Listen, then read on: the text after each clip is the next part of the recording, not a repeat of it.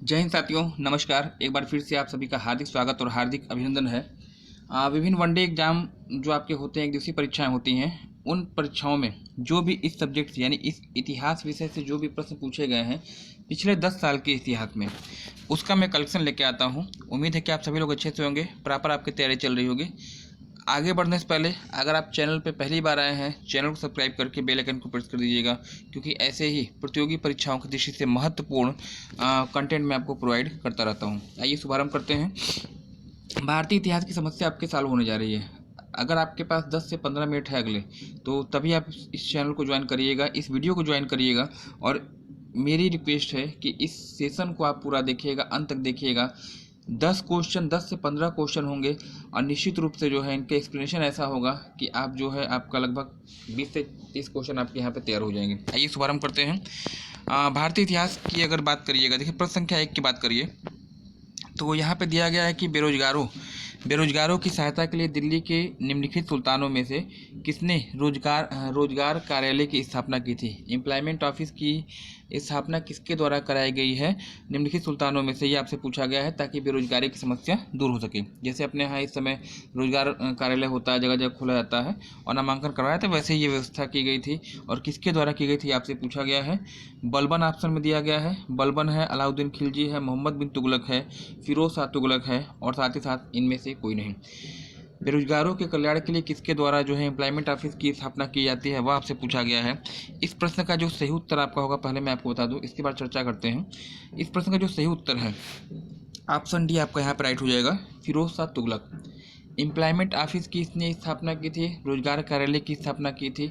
साथ ही साथ याद रखिएगा, फिरोज शाह तुगलक ने ही अपने बड़े भाई जौना खां की स्मृति में जो है जौनपुर नगर की स्थापना करवाई थी।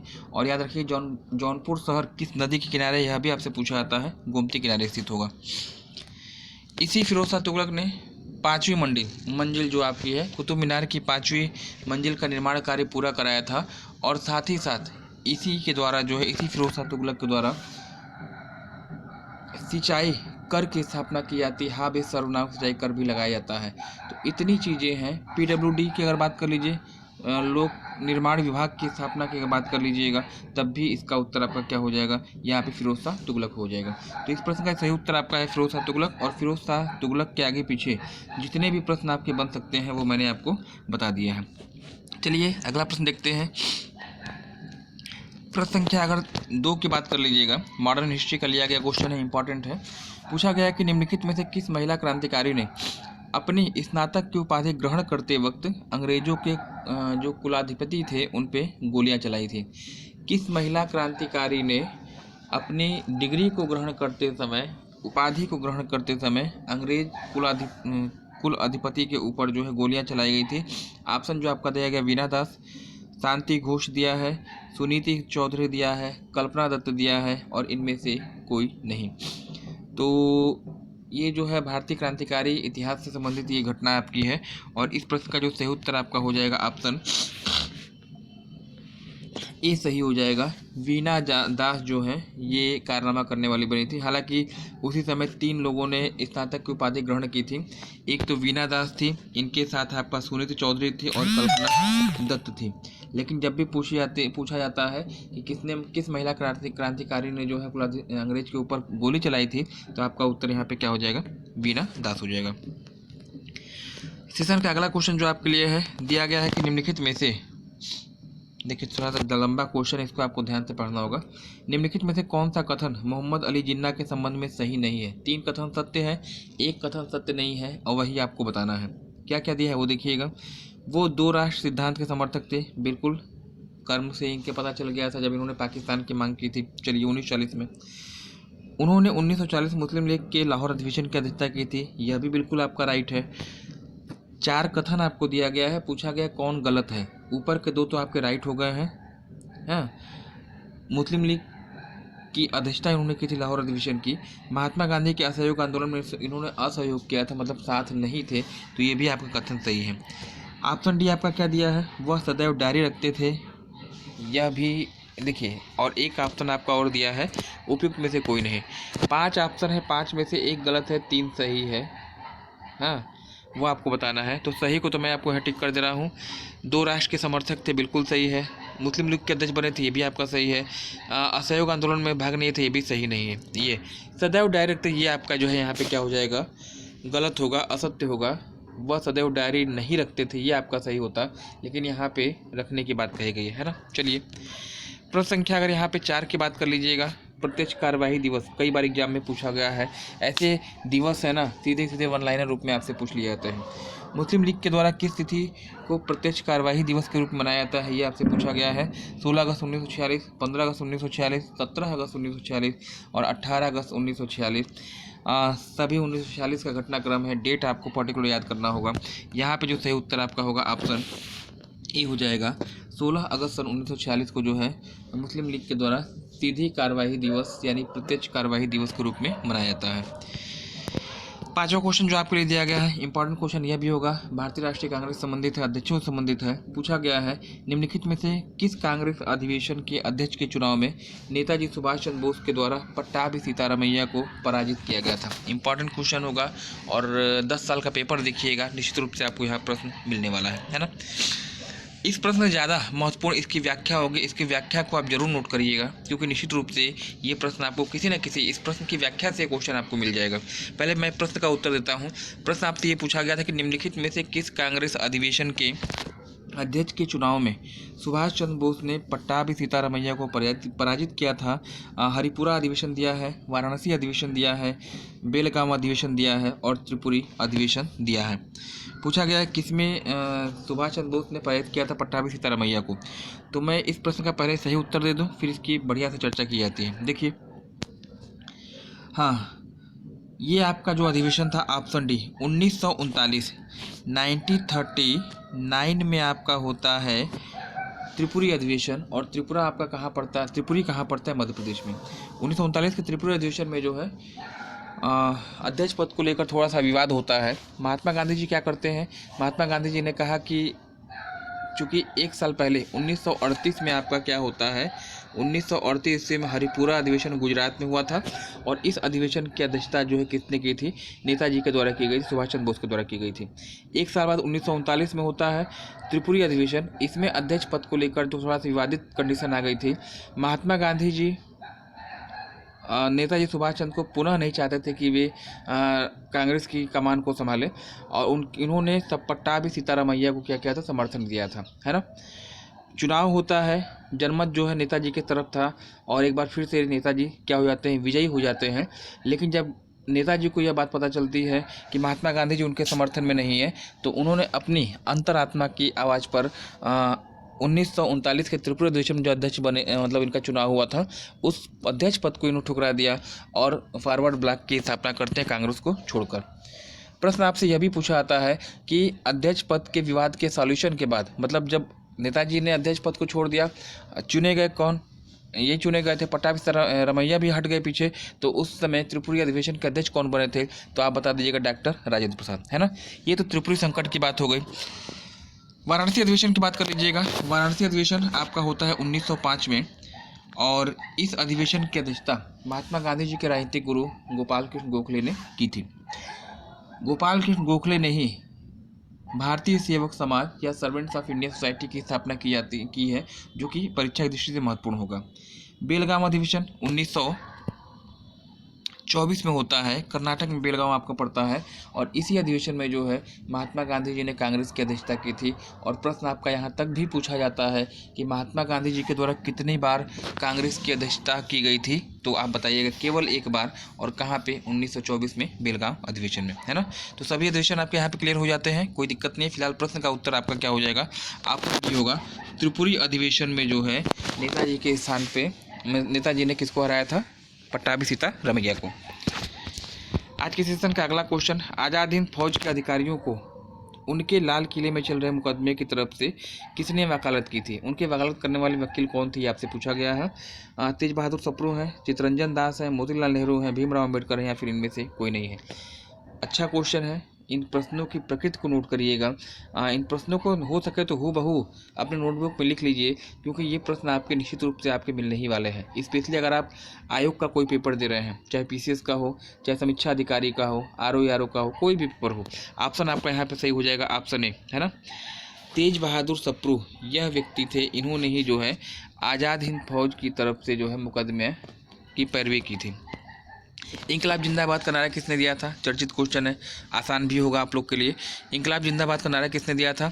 चंद्रशेखर आज़ाद है, भगत सिंह है, राम प्रसाद बिस्मिल है, लाला लाजपत राय है, इनमें से कोई नहीं है। तो इस प्रश्न का जो सही उत्तर आपका होगा ऑप्शन बी आपका यहाँ पे हो जाएगा, भगत सिंह। चलिए, चंद्रशेखर आज़ाद इन्होंने स्थापना की थी 1928 में। 1928 ईस्वी में जो है चंद्रशेखर आज़ाद जी ने HSRA की स्थापना की थी कानपुर में, सॉरी कानपुर में नहीं, दिल्ली फिरोज शाह कोटला मैदान में की थी। और HSRA के मुख्य संस्थापक थे चंद्रशेखर आज़ाद। राम प्रसाद बिस्मिल ये जो है काकोरी ट्रेन एक्शन में पकड़े जाते हैं और इनको गोरखपुर जिला जेल में फांसी दी जाती है। लाला लाजपत राय लाल बाल पाल में से एक उग्रवादी विचारधारा के समर्थक थे। इन्होंने ही पुस्तक अनहैप्पी इंडिया लिखी थी और इन्हीं साइमन कमीशन का विरोध करते हुए 1928 में जो है इन्हीं की मृत्यु हो जाती है। तो ये सब ऐसे ऐसे ऑप्शन है ना, तो यहाँ निश्चित रूप से प्रश्न आपके बनने ही बनने हैं।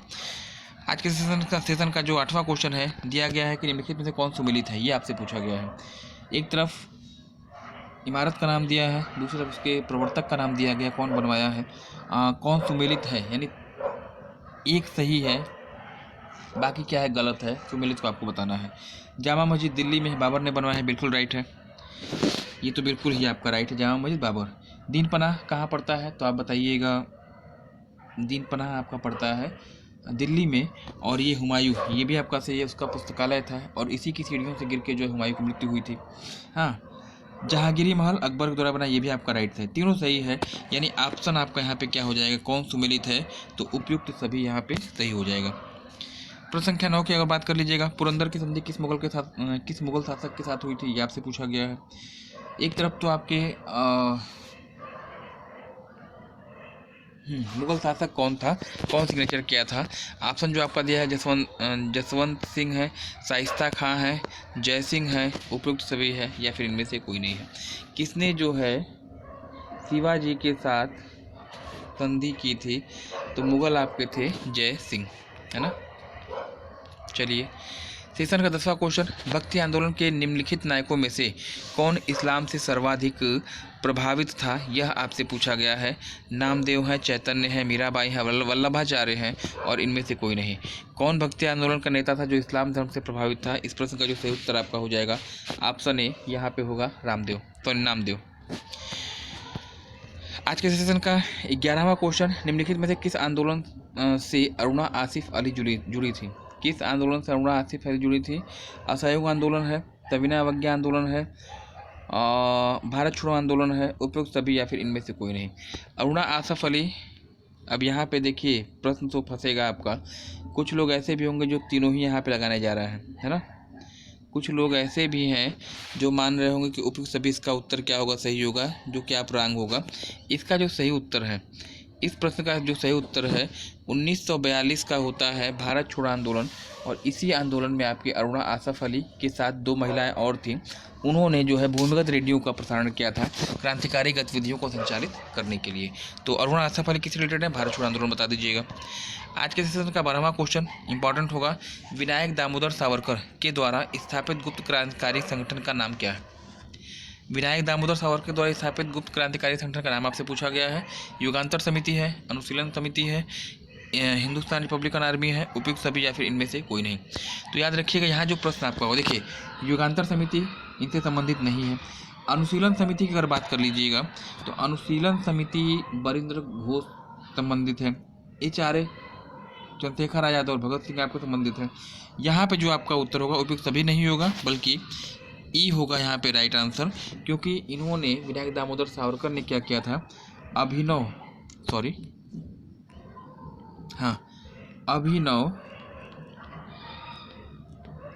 भारत समाज 1940, है ना, 1904 में 1904 में अभिनव भारत समाज की स्थापना की थी। क्योंकि अभिनव भारत आपका यहाँ पे जो है नहीं दिया है, इसलिए यहाँ जो सही उत्तर आपका हो जाना चाहिए ऑप्शन ई हो जाएगा, यानी उपयुक्त में से कोई नहीं। 1946 की मेरठ कांग्रेस अधिवेशन की अध्यक्षता किसने की थी, यह आपसे पूछा गया है। तेज बहादुर सप्रू, बी.आर. अम्बेडकर, जी.बी. कृपलानी, उपयुक्त में से एक से अधिक या इनमें से कोई नहीं। कांग्रेस अधिवेशन की अध्यक्षता किसने की थी, मेरठ अधिवेशन की अध्यक्षता जो है आचार्य जी.बी. कृपलानी के द्वारा की जाती है। ऑप्शन सी आपका जो है यहाँ पे क्या होने जा रहा है, राइट होने जा रहा है। आज के सेशन का 14वां क्वेश्चन है, India from Curzon to Nehru and after के लेखक कौन है। India from Curzon to Nehru के लेखक कौन है, Pandit Jawaharlal Nehru, Louis Fischer, Webb Miller, Durgadas, इनमें से कोई नहीं। तो ये इम्पॉर्टेंट पुस्तक है और इसके जो लेखक है ऑप्शन डी यहाँ पे हो जाएगा, दुर्गादास। समीक्षा अधिकारी में ये क्वेश्चन, ये आयोग का फेमस क्वेश्चन है और निश्चित रूप से जो है आपसे पूछा जाता है। चलिएगा, आज के सेशन का अंतिम क्वेश्चन जो है, निम्नलिखित में से किस शब्द का अर्थ मृतकों का टीला होता है, बता सकते हैं। निश्चित रूप से सबको ही बताएगा। मृतकों का टीला यानी मोहनजोदड़ो, सिंधुकालीन सभ्यता, ऑप्शन डी यहाँ पे क्या हो जाएगा, राइट हो जाएगा। मोहनजोदड़ो का अर्थ क्या होता है, मृतकों का टीला होता है। सिंधु नदी किनारे पे स्थित है, पाकिस्तान के लरकाना ज़िले में इसकी लोकेशन है। 1922 में जो है आर.डी. बनर्जी के द्वारा इसकी खुदाई की जाती है, याद रखिएगा। हड़प्पा की बात करिएगा, 1921 में कौन थे आपके, दयाराम साहनी के द्वारा जो खोज की जाती है। राखीगढ़ी इसका सबसे बड़ा क्षेत्र है, कहाँ पड़ता है तो हरियाणा बताइएगा। धौलावीरा कहाँ पड़ता है तो गुजरात में पड़ता है। तो ये सब चीज़ें आपके हो गए, आसपास जितने भी प्रश्न आपके बन सकते हैं, है ना। तो ये रहा महत्वपूर्ण वीडियो। उम्मीद है कि आप सभी लोग इन्हें इसको पूरा देखा होगा, इसका प्रॉपर इसका नोट तैयार किया होगा। आज के फिलहाल इतना ही। अगर आप पहली बार आए हैं इस चैनल पर, तो इस चैनल पर जुड़िए, अधिक से अधिक वीडियो को शेयर करिएगा ताकि यह वीडियो वहाँ तक पहुँच सके जिसे वास्तव में इसकी ज़रूरत है। ओके, धन्यवाद, हैव ए नाइस डे।